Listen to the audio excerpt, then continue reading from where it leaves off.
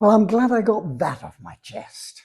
It was part of my preparations for our biannual village music festival, a sort of mini Glastonbury by the sea, in which all sorts of local musicians get to strut their stuff in the sunshine.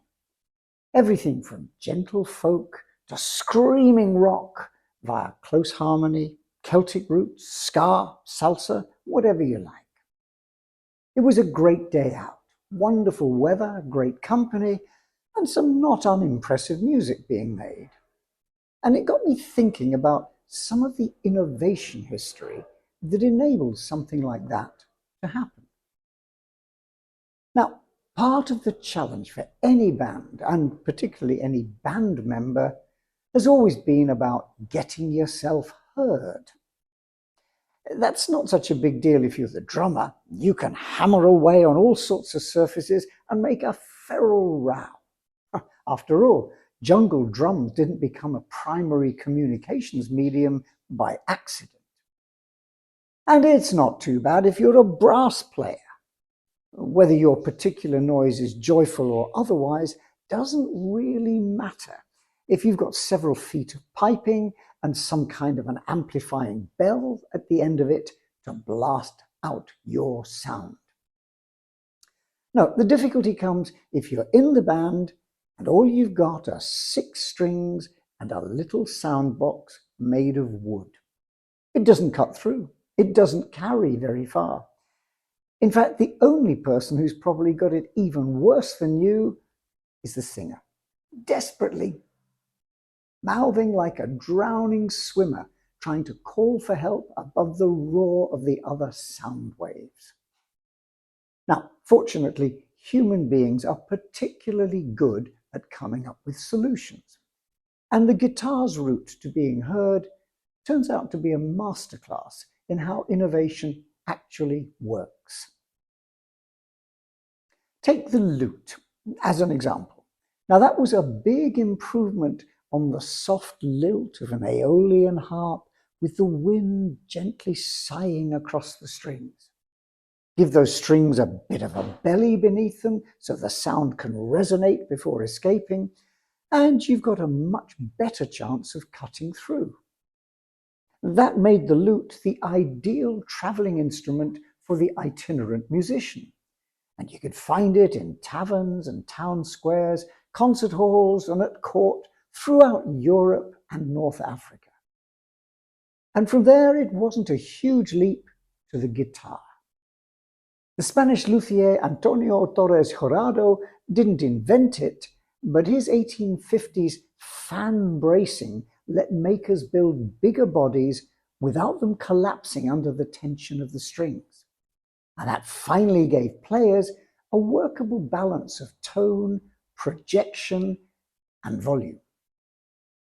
Good, but not loud enough, especially if you're trying to make yourself heard amongst the dance bands which were emerging as the 20th century dawned. So a whole new breed of innovators began experimenting to try to make louder guitars. Now, they explored many routes, making the whole instrument bigger, but more cumbersome, changing materials, substituting wood for the steel guitars pioneered by the National Company, and playing around with alternative sound amplification principles, not least the resonator guitar. Now, that's essentially taking the idea of attaching something like a dustbin lid, which resonates and booms away, giving you a lot more bang for the buck, or sound for the pluck, to a guitar.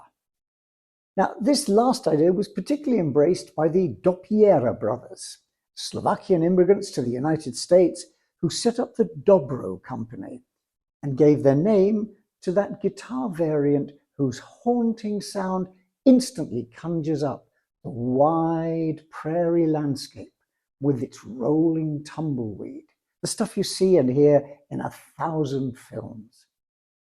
So, plenty of innovation, but no real breakthrough. Nothing radical enough to bring a step change in performance. The answer to that piece of the puzzle lay a long way away from the speakeasies and bars where the bands played. and in a different technological world. Enter, as he so often does in stories about innovation, one Thomas Edison. Now, you might assume the stimulus for thinking about amplification came from his extensive work on sound reproduction. After all, this is the man with whose immortal words, "Mary had a little lamb," the whole recording industry was born. His invention of the phonograph was a particular triumph because Edison, since the age of 12, was completely deaf in one ear and barely able to hear in the other. But in fact, his contribution to the world of guitar amplification came by an altogether more circuitous route.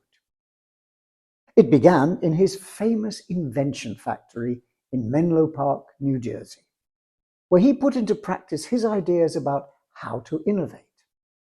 At its heart, this was an approach to innovation which built on diversity, different perspectives, curiosity, and painstaking attention to detail.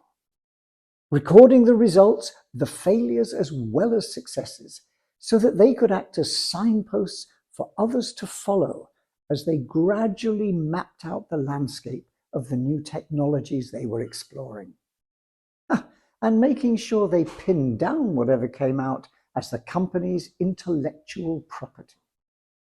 A bit like gold miners in California, staking their claims to what might, or very often might not, yield something of value.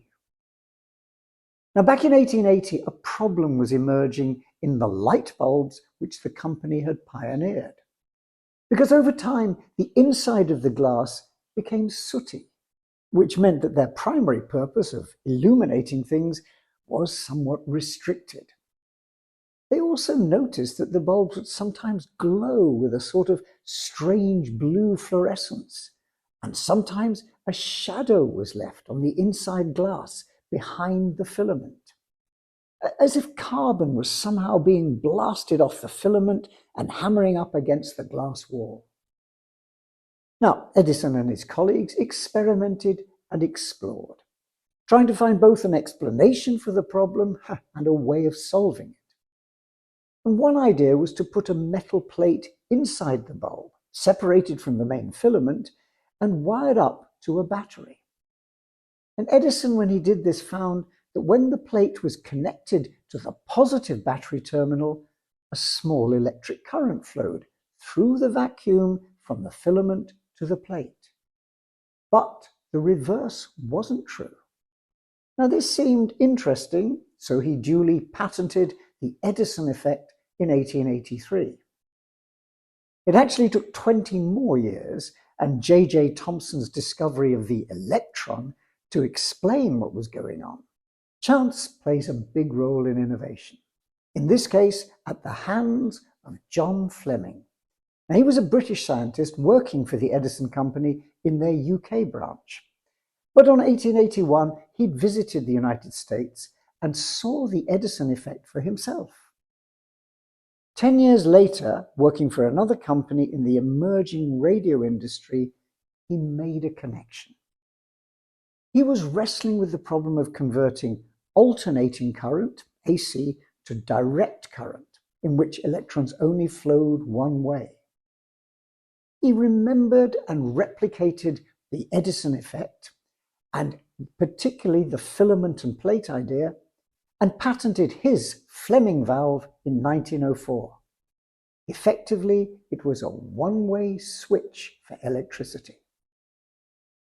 Now, there was a third man in this story called Leo Fender, another United States scientist who was intrigued by the possibilities.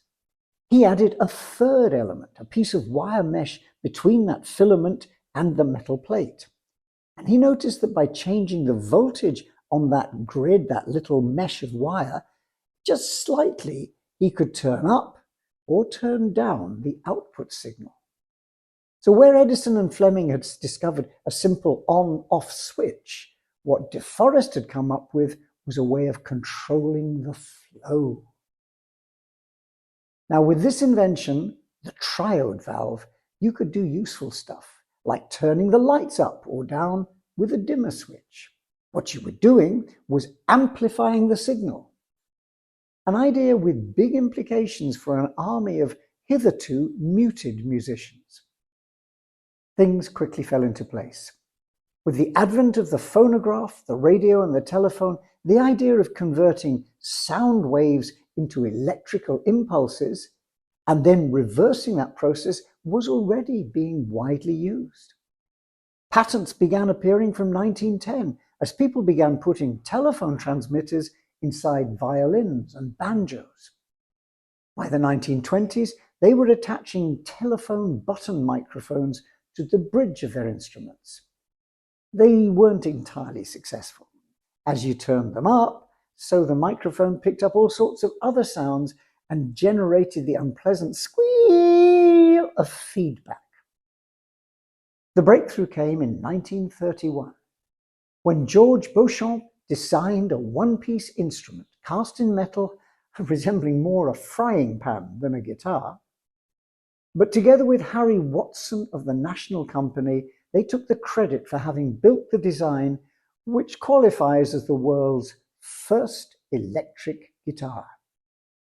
And their key innovation was a device to convert the instrument's vibrations, the strings' vibrations, into electrical signals, which could then be amplified. Their system was an arrangement of coils of wire wrapped around a metal core designed to pick up the signal. And this concept of the pickup really goes back to one of Watson's friends, Arnold Rickenbacker. The idea worked, and in 1932, the two of them formed the Rickenbacker Company. In 1937, they were awarded a patent for their work. Now, the frying pan idea was a bit cumbersome. It was a lap steel guitar, one that's designed to be played horizontally with the instrument resting on your knees. But the Rickenbacker Company quickly came up with their Electro-Spanish model. That was designed to be played upright, wearing a strap, essentially the kind of instrument we know and love today. But the other half of this sonic equation relied on using that triode valve that Lee de Forest had invented. Remember, this took a tiny input signal and boosted it. So it took its signal from the guitar pickup and boosted it enough to drive a loudspeaker. The amplifier was born, and it began to appear on stage from 1928. In its earliest form, it was little more than a copy of what was already going on in a radio cabinet, valves driving a small loudspeaker. Those early amps weren't exactly powerful. 5 watts was a typical performance, but they did the job. By 1932, the Electro Company had come up with what became a dominant design. It was a small rectangular box with a cutout you could put a speaker in and a handle on the top to carry it. In 1934, they entered a partnership with Rickenbacker, and a year later sold more units than all the amps and guitars that had been made since 1928. Now, at this point, the battleground shifted. The new problem wasn't one of volume, it was distortion. Because with any hollow-bodied guitar, you've got the problem of sound waves bouncing around inside the box and generating that unwanted feedback. Enter a user-innovator, somebody called Les Paul. Now, he was already a guitar player with a big following on the country and western circuit, but he was also a tinkerer. And in 1940, he came up with a solution to that feedback problem. Why not get rid of the hollow body altogether? Make the guitar solid. Now, he built the log. It was a very simple wooden post, a wooden stick with a pickup attached, along which he stretched the strings. Now, recognizing he might have trouble pitching this new log design, he disguised it by taking 2 halves of an old Epiphone guitar and gluing them either side of the wooden post to give it a familiar guitar shape. Now, this was simply a cosmetic addition to reduce the shock factor visually. In terms of the sound, it made no contribution whatever. Now, Les Paul tried to persuade the Gibson Company to develop his design. Unfortunately for them, as it later turned out, their response was decidedly lukewarm. So Les shelved his project. But he wasn't alone in his tinkering. Something similar was taking shape in the workshop of someone called Paul Bigsby, an engineer with a passion for country music and motorcycles. Now, he shared this passion with another friend, Merle Travis, who was another successful country and western performer. And he talked often about his ideas for improving the guitar he played, making it easier to tune, capturing the sustain which he could get from a steel-bodied guitar, but without that feedback. Now, Paul Bigsby built guitars as a sideline to his motorcycle business, so he was able to bring Travis's ideas to life. And together, they developed their own version of a solid-bodied electric guitar. Meanwhile, in yet another part of the galaxy, or at least further up the road in California, another player was about to join the game. Leo Fender wasn't a guitar player. His instrument was the saxophone. He was an accountant by training, but he'd always had a passion for electronics. He'd spent his childhood disassembling and then rebuilding radios, and he enjoyed exploring the potential of this new technology. So in 1938, he set up a business repairing and servicing the amplifiers and guitars that many of the roadhouse bands were coming through town and sharing with him. Through this, he developed a deep understanding of the typical problems and how to improvise solutions to fix them quickly. So he was continuously prototyping. He'd experiment with new ideas and then put those into the next project which came through his door. That experience led him to start another company with a friend, Doc Kaufman. He was a lap steel guitar player, one of those you put on your knees, with a day job working for the Rickenbacker Company. So their company, K&F, patented a version of a lap steel guitar in 1944, incorporating Leo Fender's own design for a pickup. Kaufman left a couple of years later, but Leo continued development, coming up with a thin, solid-body electric guitar which would be easy to tune, wasn't too heavy, and crucially didn't have feedback in the way those hollow-bodied machines did. In 1950, he launched it. It was called the Fender Esquire. And then, when he'd added a second pickup, he renamed it the Broadcaster, launched in 1951.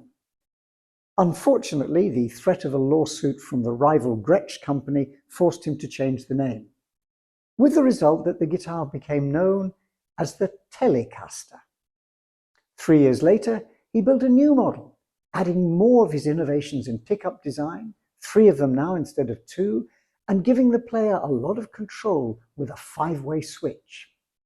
The result was something called the Stratocaster, launched in 1954 and about to change the world of music.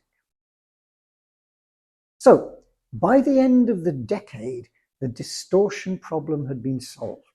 Solid-bodied guitars could now produce clean sounds at a high enough volume to stand their ground in even the biggest of dance bands. The only problem was that increasingly the musicians themselves didn't want to lose it. Or rather, they discovered something else about DeForest valves which they wanted to preserve. Sound engineers saw distortion as a problem. Turning up the amplifier too high led to a breakup of the signal, and you lost the high and the low frequencies, and you gained all sorts of other features you didn't want, like compression, harmonics, and distortion. But guitarists found the sound intriguing. It was adding to their tonal possibilities, and as the era of rock and roll began, it was giving their instrument an energy which cut through in its own inimitable fashion. They began experimenting on their own amplifiers, tweaking their settings, and looking for other ways to create a distinctive edge to their sound. Not least, Dave Davies of the Kinks, the British band, who famously prepared for their recording of their subsequent hit single, "You Really Got Me," by taking a razor blade to the speaker of his amplifier and slashing it. The resulting sound was compelling. Everyone wanted their own version of this fuzzy, distorted noise, and it didn't take the amplifier makers long to try and design distortion back into their cabinets once again. Now, Fender in particular had established a solid reputation through amps that he built, like the Deluxe and the Princeton. After all, he was a radio engineer, he knew how to do this. But it was particularly his Bassman design, released in 1952, which stood out. Now, this was originally designed, as the name suggests, to help out those double bass players who were now switching to electric versions of their instrument. But it was picked up by guitarists because of that punchy, powerful tone. It sounded clean at low volumes, but gave a substantial and smooth, natural breakup when you turned the volume up. The 1959 Bassman model, with its 4 10-inch speakers, became something of a dominant design, going on to influence countless other amplifier designs, a growing number of which were being built in the UK. Companies like Vox had already risen to prominence with their models, including the AC30, whose bright, jangly sound was powering bands like the Beatles to fame. And the machines emerging from a small London workshop run by a part-time drummer, a man called Jim Marshall. Now, by the mid and late 1960s, musicians were demanding not just to be heard above the rest of the band, they were interested in being heard by a large number of people. Concerts were moving from small clubs to larger venues. People began staging open-air festivals whose attendance numbers ran into 5, even 6 figures. And in 1969, an estimated 500,000 people converged on Max Yasgur's dairy farm in New York State for the Woodstock Festival. A year later, the Isle of Wight Festival in the UK drew a crowd estimated around 600,000 strong, listening to the likes of Jimi Hendrix, The Who, 10 Years After, and The Doors. Now, amongst the iconic images of those wonderful musical times was a wall of amplifiers, stacked one on top of the other like giant building bricks, able to screech out their message. And often stamped across the grills of those stacks was one short name, which still resonates with many guitar players: Marshall. Jim Marshall was cast in the Leo Fender mold. He also had a background in repairing and servicing public address systems, and he'd moved on to specialize in helping guitar-based bands. One of whose members, a certain Pete Townsend, was looking for more power and volume. So Marshall built an experimental 8-speaker cabinet powered by a 100-watt circuit, which he'd based basically on Leo Fender's Bassman design. That certainly delivered plenty of sound, but it was almost impossible to lift. So he cut it in half, effectively creating a cabinet with 4 speakers inside. The idea was simple. If you wanted more power, you could stack these cabinets on top of each other. The eponymous Marshall stack was born. Now, designs like his paved the way for a growing number of amp makers to offer increasingly customized control over the sounds that bands could create, from harsh, raw punk to smooth jazz, country-tinged rock. Fender and Marshall also pioneered the use of master control switches, which would allow a musician to get just the right blend of distortion to suit their particular desired tone at the turn of that switch. Although, despite the myth which grew out of the Spinal Tap movie, which parodied the rock world, there never was a master switch which allowed you to turn the volume up to 11. Now, reaching middle age brings its own problems in life, and that was becoming true for the world of amplification. Musicians, and especially their roadies, were finding it increasingly difficult to deal with a number of challenges with their valve-driven workhorses. Even though they'd improved in reliability and increased in design capability, they still got very hot, and they had a worrying tendency to fail. Plus, to create increasingly complex and powerful sounds, you needed a lot of them. And all that made the overall box increasingly heavy to carry. Enter solid-state electronics. Once again, a rescue party arriving from the industrial research frontier. Bell Labs, which was an organization set up on the back of the communication boom which Valve Electronics had kicked off, Bell Labs announced the invention of the transistor in 1947.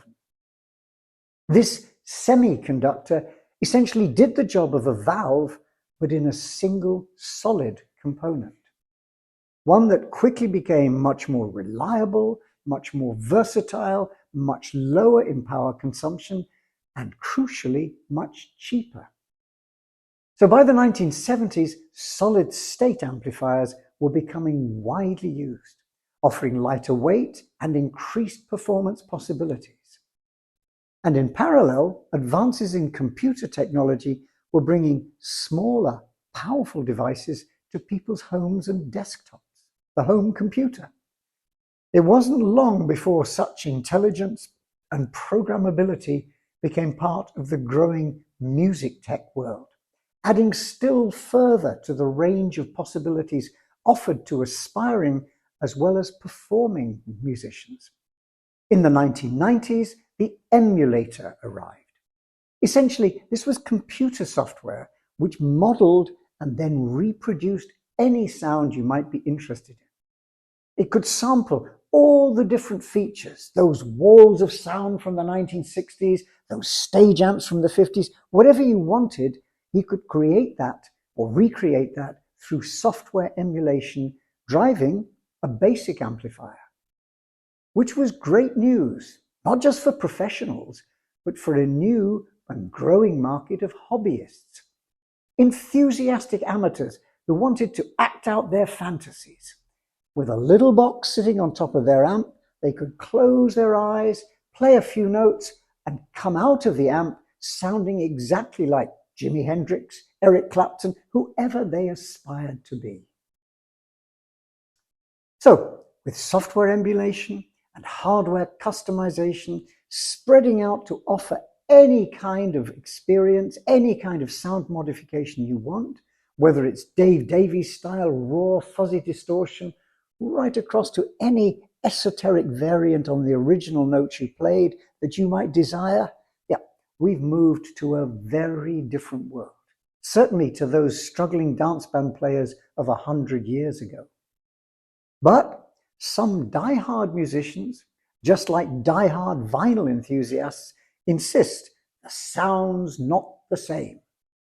So we now have a growing movement back to amplifiers which not only refer back in their physical design and shape to the golden age of Electro, Fender, Marshall or Vox, but which also deploy 21st century versions of those glowing glass tubes inside them.